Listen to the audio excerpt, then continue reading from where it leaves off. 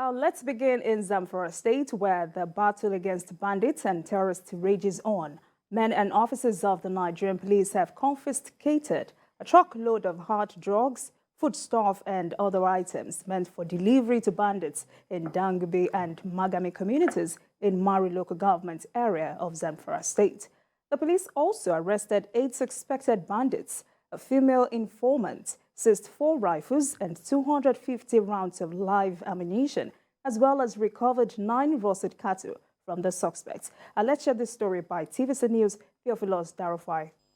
Despite relentless efforts by government and security agencies to restore peace in Zamfara, some communities and highways remain soft targets for the bandits.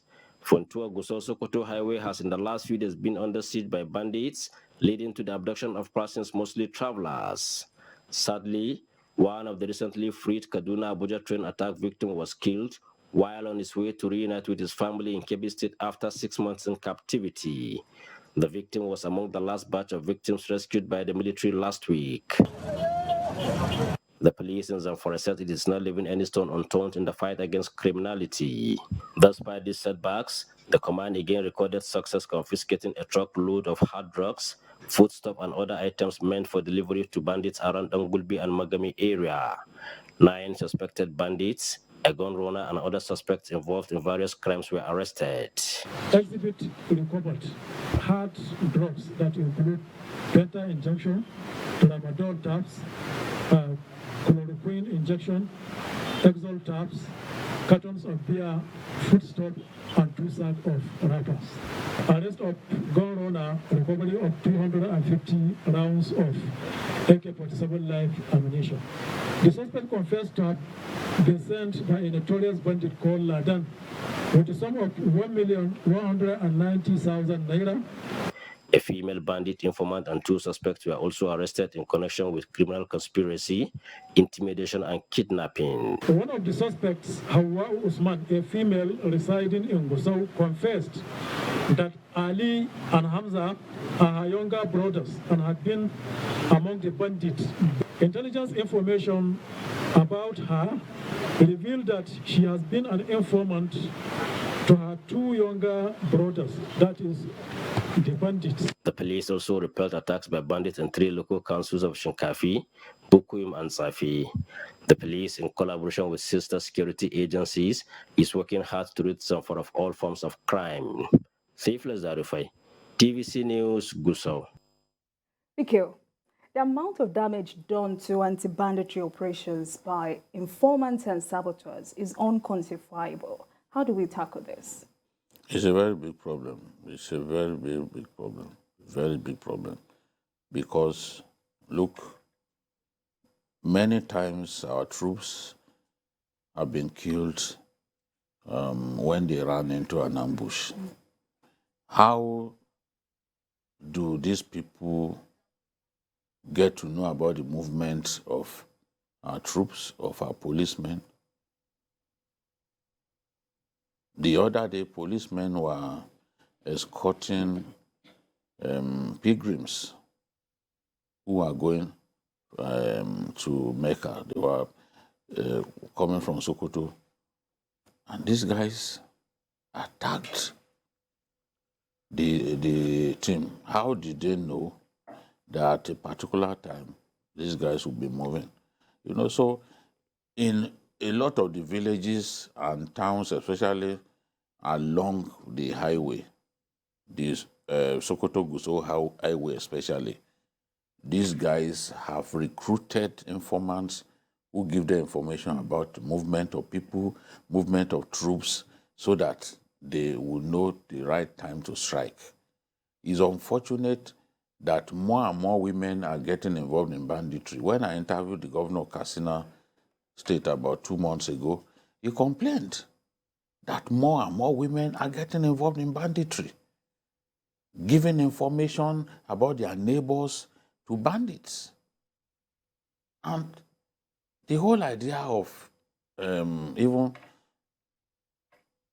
stopping the telco services for some time in some of the states of the far north was because these guys rely so much on making phone calls, even to victims of kidnapping, members of their family and all that. But we didn't really achieve much with it. At least we can't see the signs that we achieved anything meaningful. But one thing that I know is that these guys, yes, they stay in the bush, but they need their stocks to be replenished.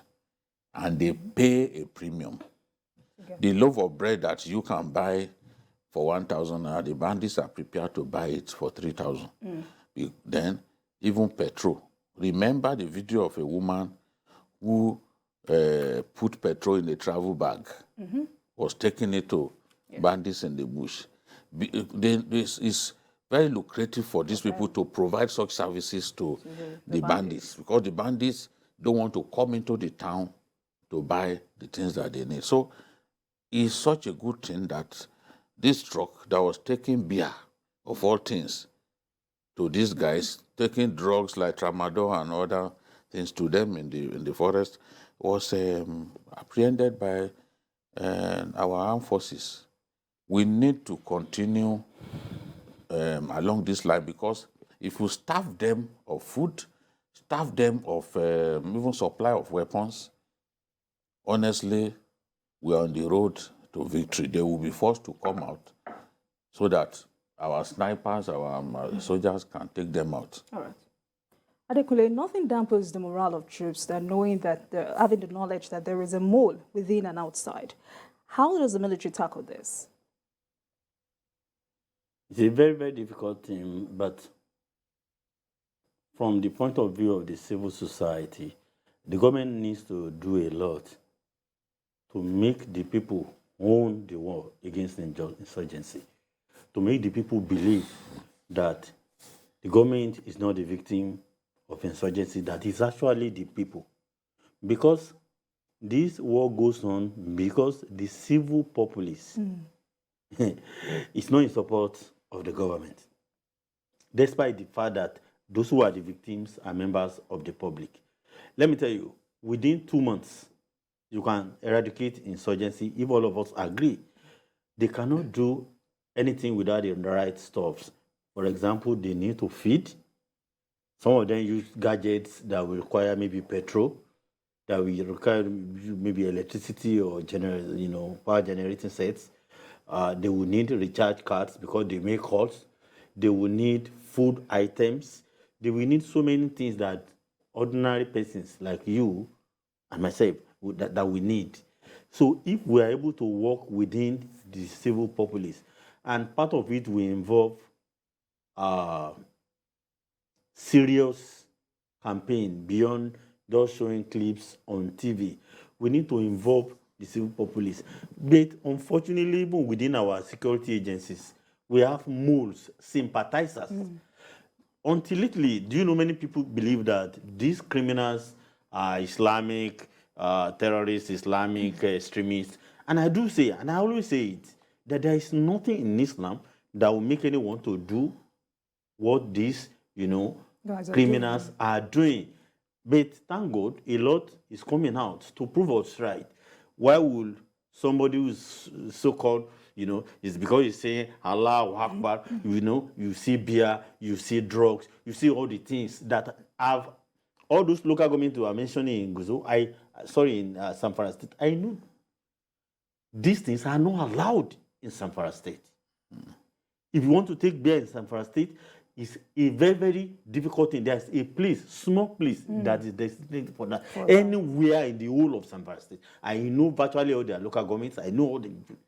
It's not allowed. But some criminals, carrying truckload freely going into the forest to distribute to enemies of progress. So for us to be able to do this, maybe this should be an eye-opener to the government. Number one, we should increase our intelligence capability, penetrate the civil society, from those who are roadside vulcanizers, from road who are petty traders, from road who sell petrol, food items, bakeries, all those people. By the time we penetrate them, many of these secrets will come out because they feed on maybe greed of some of our people in the civil populace, or if it's not greed, sympathy.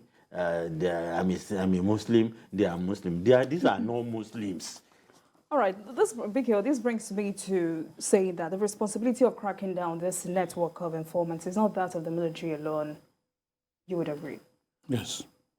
The traditional institution also has a big role to play. It's unfortunate that some emirs are even close friends of these good-for-nothing people. And emirs go to the point of even banning them.